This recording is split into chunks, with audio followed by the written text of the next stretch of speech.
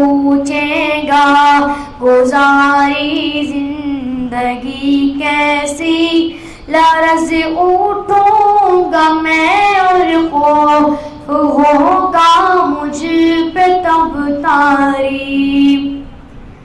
مجھے بھی موت آنی ہے مگر میں اس سے غافل تھا.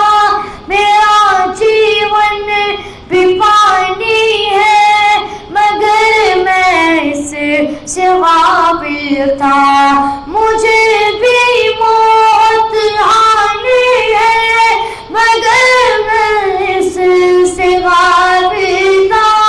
میرا جیون بھی پانی ہے مگر میں اس سے غافل تھا.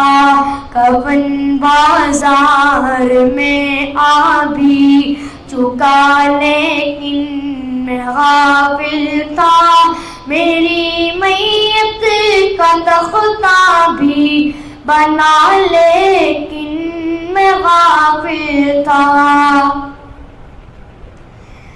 میں غفلت میں گناہ کرتا رہا افسوس لیکن اب مگر اب کوئی بھی افسوس کا بنتا نہیں مطلب. میں غفلت میں گناہ کرتا رہا افسوس لیکن اب مگر اب کوئی بھی افسوس کا بنتا نہیں مطلب. مجھے بھی موت لینے آ گئی اب کیا کروں گا میں. اندھیری قبر میں اب کس طرح تنہا رہوں گا میں. اندھیری قبر میں مجھ کو اکیلا چھوڑ آئیں گے. یہاں طاقت نہ دولت نہ یہ رشتے کام آئیں گے. اندھیری قبر میں مجھ کو اکیلا چھوڑ آئیں گے. یہاں طاقت نہ دولت نہ یہ رشتے کام آئیں گے. حساب زندگی دینے اٹھایا جائے گا مجھ کو خدا کے سامنے. محشر میں لایا جائے گا مجھ کو.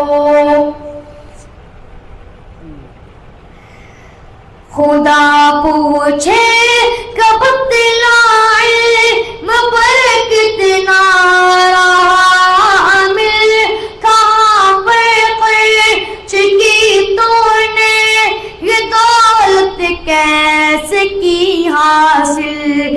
خدا پوچھے کب تلائے مبر کتنا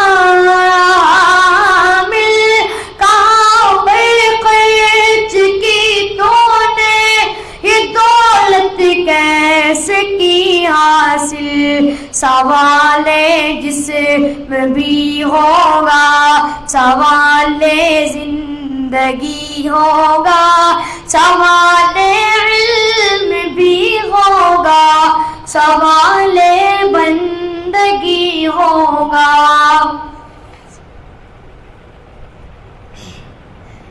میں کیسے سامنا کر پاؤں گا رب کے سوالوں کا. چھپاؤں گا کہاں رب سے عمل نامہ گناہوں کا.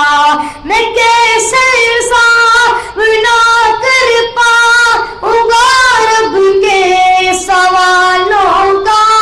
چھپاؤں گا کہاں رب سے عمل نامہ گناہوں کا. میرے اعضاء گواہی دے کہ خود میرے گناہوں پہ. میرے اعضاء گواہی دے کہ خود میری خطاؤں پر میرے مولا وہاں بس تو ہی میرا آسرا ہوگا، میرا مشکل کشا تیرے سوا نہ دوسرا ہوگا، میرے مولا وہاں بس تو ہی میرا آسرا ہوگا، میرا مشکل کشا دوسرا ہوگا، وہاں ممکن نہیں جا پکڑ سے رب کے بچ پانا، وہاں ممکن نہیں جا کہیں جا کر کے چھپ جانا،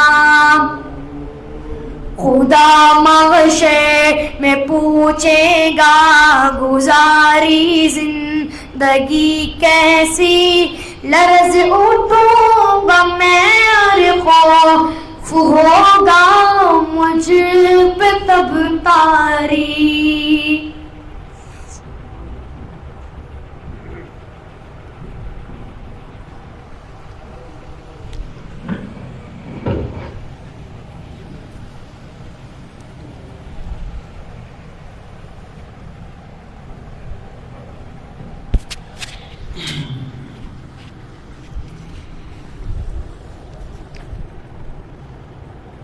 تھوڑی دیر کے لیے موت کو یاد کریں گے، موت کا مراقبہ کریں گے۔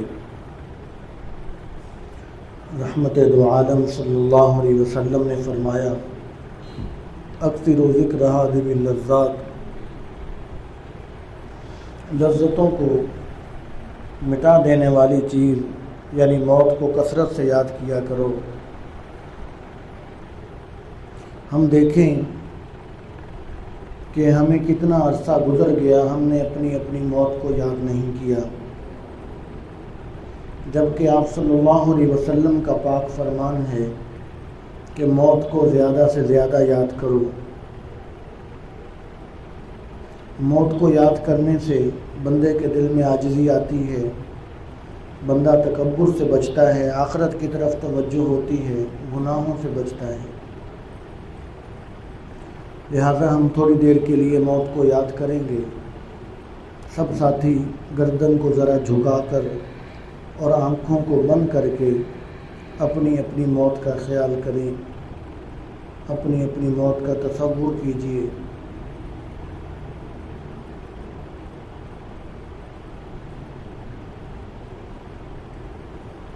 دنیا میں بڑے بڑے بہادر انسان آئے، بڑے بڑے سردار آئے، بڑے بادشاہ آئے، بڑے خوبصورت انسان آئے، کوئی بھی دنیا میں نہیں رہا، سارے چلے گئے۔ اللہ تعالیٰ نے مجھے جو مہلت دے کر بھیجا تھا وہ مہلت ختم ہو چکی ہے، اب میرا بھی جانے کا وقت آ گیا۔ موت کا فرشتہ آیا، میں ایک دم حیران ہوں کہ میں تو ابھی دنیا میں رہنا چاہتا تھا۔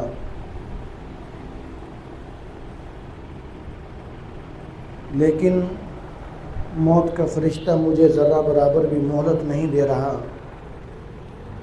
مجھے اتنی بھی مہلت نہیں دے رہا کہ میں اگر کھڑا ہوں تو نیچے بیٹھ جاؤں یا لیٹ جاؤں۔ موت کے فرشتے نے میری روح قبض کی، سب سے پہلے میرے پاؤں سے، میری ٹانگوں سے روح کو نکالا۔ میں ہوش حواس کے ساتھ یہ دیکھ رہا ہوں لیکن میں کچھ نہیں کر سکتا۔ میری روح نکال لی گئی اور میں مر گیا۔ میرے گھر والے جمع ہو گئے ہیں اور آج تک میں لوگوں کے اعلان سنتا تھا، آج میرا بھی اعلان کروایا جا رہا ہے۔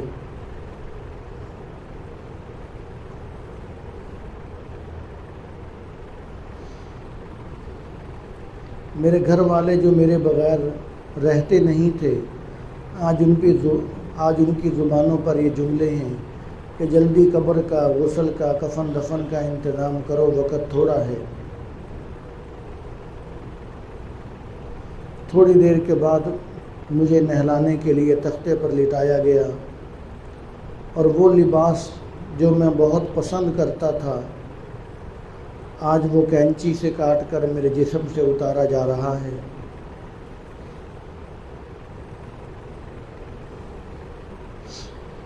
میں اپنے بدن کو دوسروں سے چھپاتا تھا، آج میں دوسروں کے ہاتھوں میں ہوں، ان کے رحم و کرم پر ہوں۔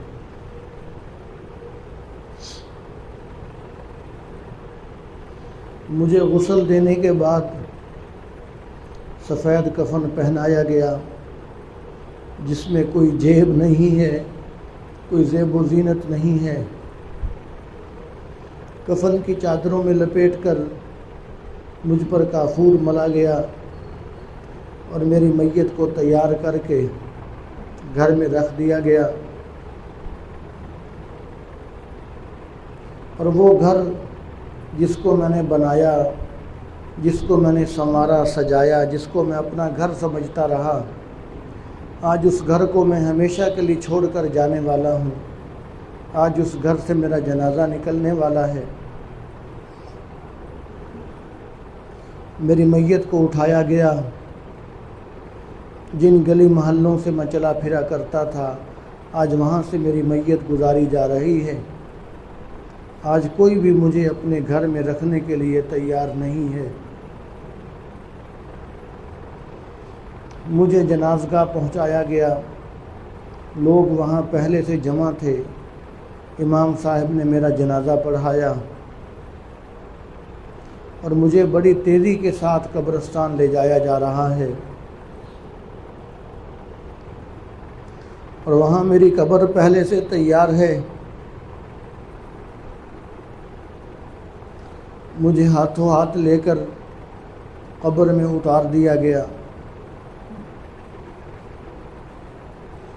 آج کوئی بھی میرے ساتھ قبر میں جانے کے لیے تیار نہیں ہے۔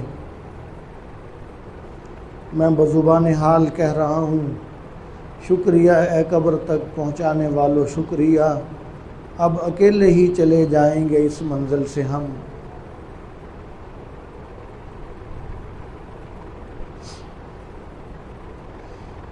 میری قبر کو آہستہ آہستہ بند کر دیا گیا، منو مٹی ڈال دی گئی۔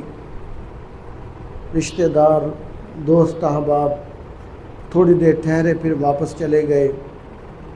اگر کھڑے بھی رہتے تو مجھے کیا جو تربت پہ میلے رہیں گے، تہے خاک ہم تو اکیلے رہیں گے۔ آج قبر میں میں تنہا ہوں اور ایسی مخلوق آ گئی جو میں نے پہلے کبھی دیکھی نہیں تھی۔ فرشتوں نے آتے ہی سوال کیا، من ربک من نبیک ما دینک۔ اگر میں نے زندگی شریعت کے مطابق گزاری ہوگی، نبی علیہ السلام کے طریقوں پر چلا ہوں گا، اللہ تعالیٰ کی بات مانی ہوگی، تو اللہ کی رحمت سے امید ہے کہ میں صحیح جواب دے دوں گا۔ اگر اپنی مرضی کی زندگی گزاری تو خطرہ ہے کہ کہیں یہ نہ کہہ دوں کہ لا ادری، میں نہیں جانتا۔ اگر میں نے کہہ دیا کہ لا ادری، میں نہیں جانتا، تو میری قبر کو جہنم بنا دیا جائے گا، سانپ بچھو چھوڑ دیے جائیں گے اور حشر تک مارا جائے گا۔ سینکڑوں ہزاروں سال کے بعد قیامت قائم ہو گئی ہے، لوگ قبروں سے نکل رہے ہیں، مجھے بھی کہا جا رہا ہے کہ چلو اپنے رب کے دربار میں اپنا حساب دو۔ آج میں کانپ رہا ہوں، شرمندہ ہوں، پریشان ہوں کہ میں اللہ کے سامنے کیا منہ دکھاؤں گا۔ آج میرے پاس کوئی عمل نہیں جو اللہ کو پیش کر سکوں۔ اولین آخرین، میرے ماں باپ، میرے استاد، میرے بیوی بچے، بہن بھائی سب وہاں پر جمع ہیں۔ تو جس رب نے دنیا میں میرے عیبوں پر پردے ڈالے، ستاری فرمائی، آج بھی اس کی رحمت سے امید ہے کہ وہ ستاری فرمائے گا اور مجھے شرمندگی سے بچا لے گا۔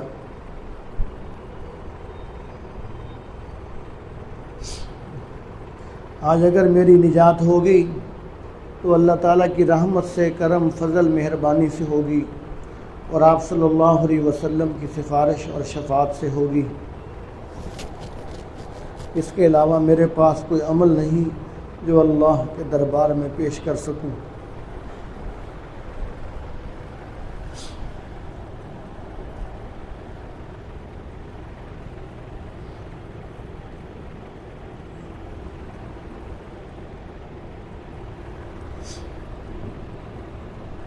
بسم اللہ الرحمن الرحیم، الحمد للہ رب العالمین، والصلاة والسلام علی سید الانبیاء والمرسلین، اللہم لک الحمد ما انت اہلہ،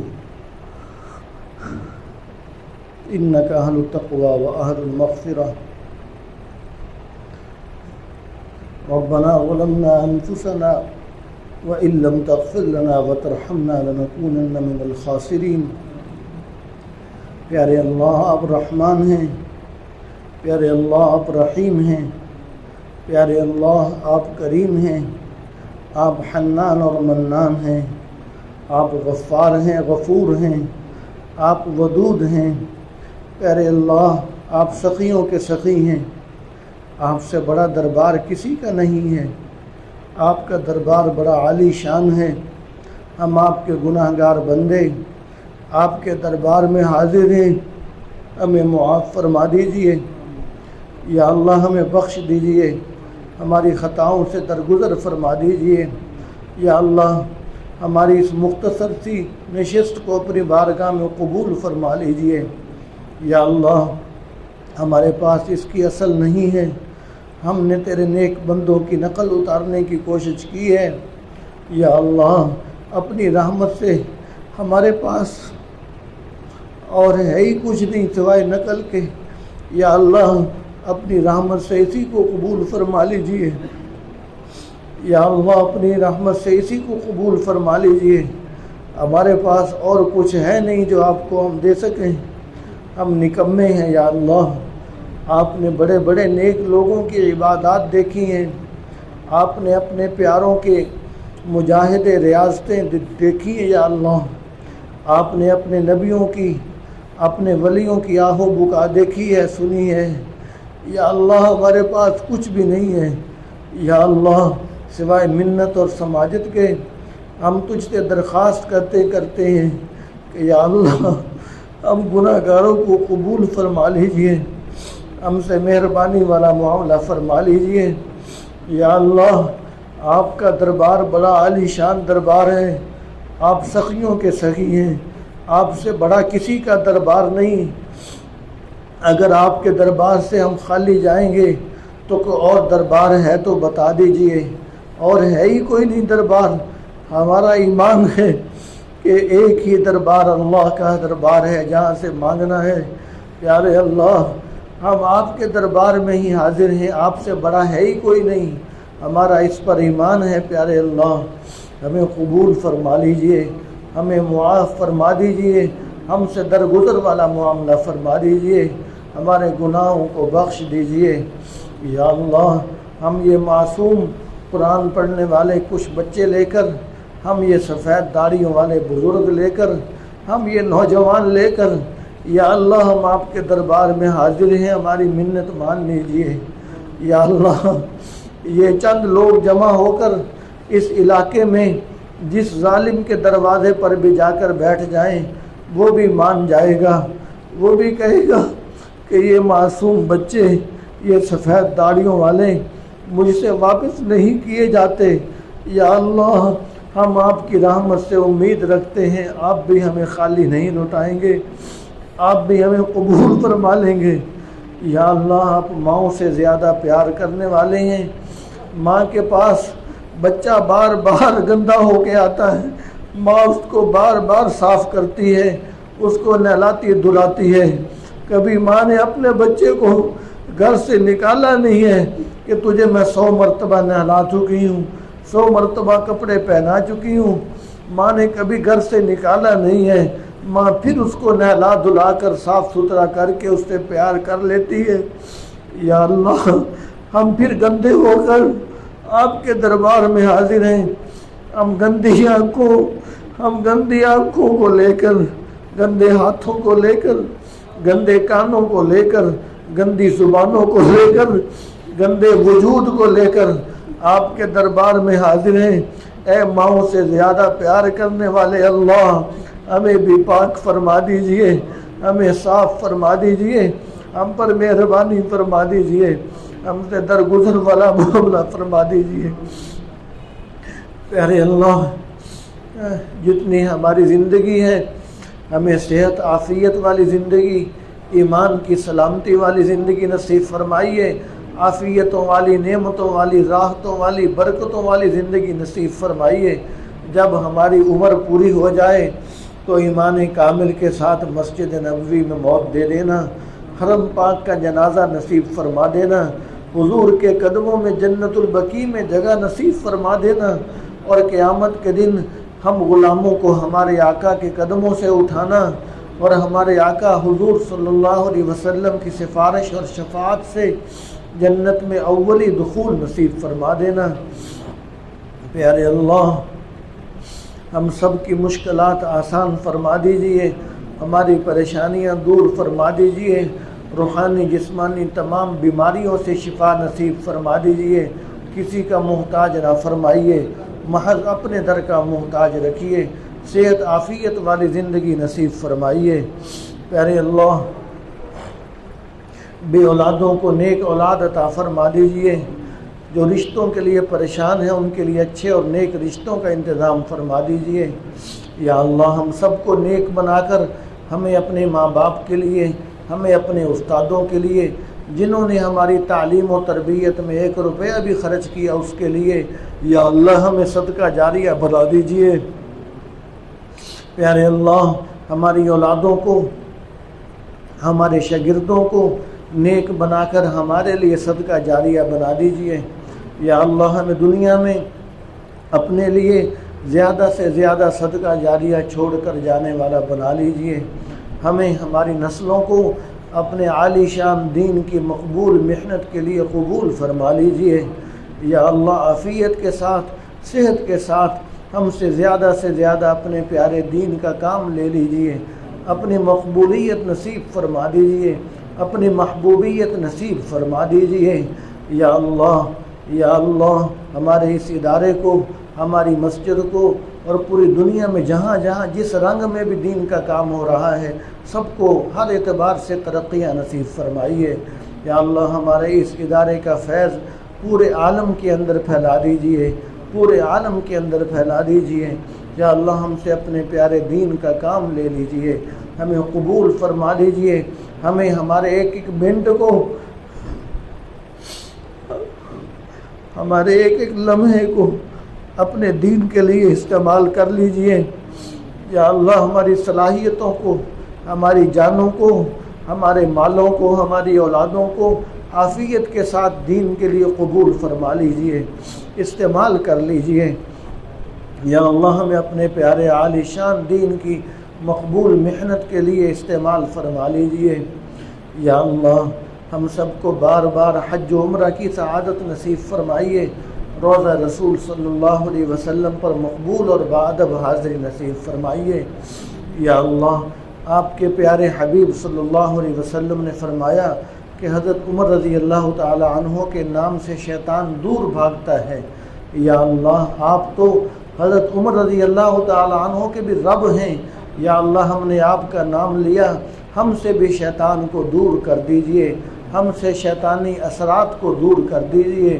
یا اللہ، ہمیشہ پوری زندگی اپنے ذکر کی توفیق نصیب فرما کر ہمیں شیطان کے ہر حملے سے محفوظ رکھنا۔ یا اللہ، ہمیں دینداری والی، نیکوکاری والی زندگی کے ساتھ وابستگی نصیب فرمانا۔ یا اللہ، مہربانیوں والا معاملہ فرمانا۔ یا اللہ، ہماری مسجد میں تیرے مہمان تشریف لائے ہوئے ہیں۔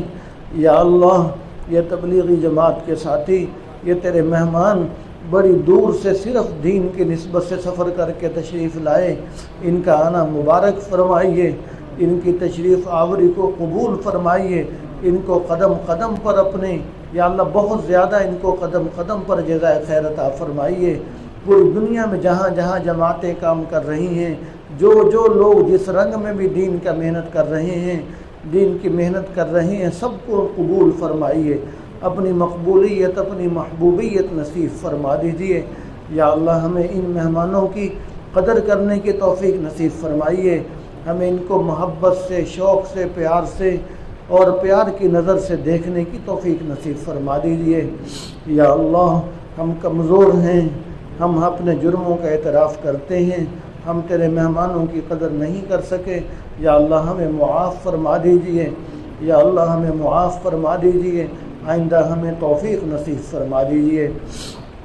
پیارے اللہ وطن عزیز پاکستان کی حفاظت فرمائیے، عالم اسلام کے مسلمانوں کی حفاظت فرمائیے، اہل فلسطین اور غزہ کی حفاظت فرمائیے۔ جو اسلام کا، پاکستان کا، فلسطین کا خیر خواہ ہے اس کی خیر فرمائیے، جو خیر خواہ نہیں ہے اس کو ہدایت دے دیجیے۔ ہدایت اگر اس کے مقدر میں نہیں تو انہیں نیست و نابود فرمائیے، تباہ و برباد فرمائیے، صفحہ ہستی سے مٹا دیجیے۔ یا اللہ ان خیر کی مجالس میں تیرے نیک بندوں نے جو دعائیں مانگی ہمارے حق میں بھی قبول فرما لیجئے، جن شرور و فتن سے پناہ مانگی ہمیں بھی پناہ عطا فرما دیجئے۔ ہماری دعاؤں کو حضور پاک صلی اللہ علیہ وسلم کے واسطے سے قبول فرمائیے۔